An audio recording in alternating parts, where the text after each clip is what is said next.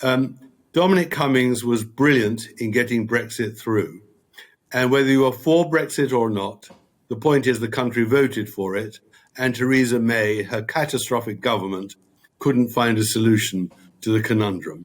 And not only did he get Brexit through, he was able to get Boris Johnson victory in the polls, which meant that Jeremy Corbyn, an anti-Semitic Marxist, was not going to be the Prime Minister, and that also saved Britain.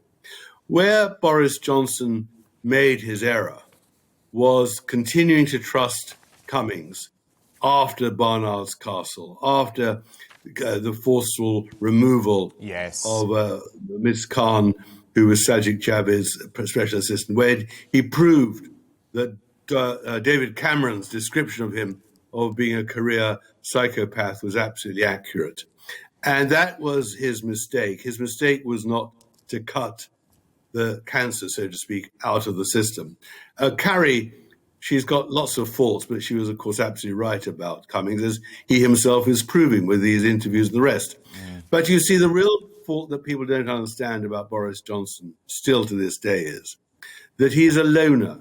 He doesn't have friends. He doesn't have a clique of people, of like-minded people around him, like Tony Blair did or Cameron did when they went into Downing Street. So there's no political wisdom that is advising him and supporting him, but also criticizing and warning him in Downing Street so he doesn't make these ridiculous mistakes and U-turns.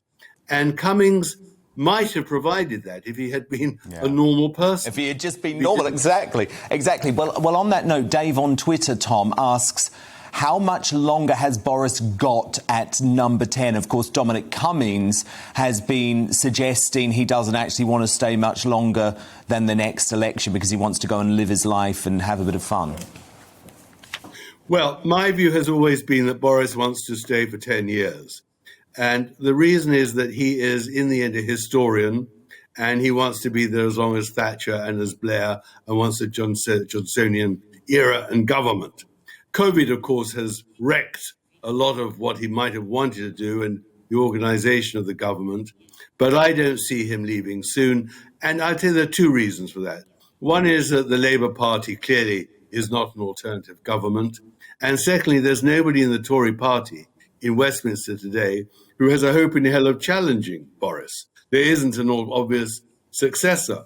So I think Boris, whatever his errors and whatever he says which is untrue or true or whatever, is unchallengeable at the moment and will carry on just because he'll want to prove himself.